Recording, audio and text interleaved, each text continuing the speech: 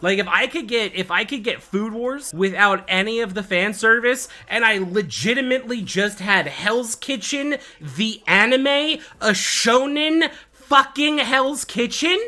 It's just a cooking competition. It's a tournament arc of your favorite shonen anime, but it's cooking. But the problem is like there's just straight up tentacle hentai.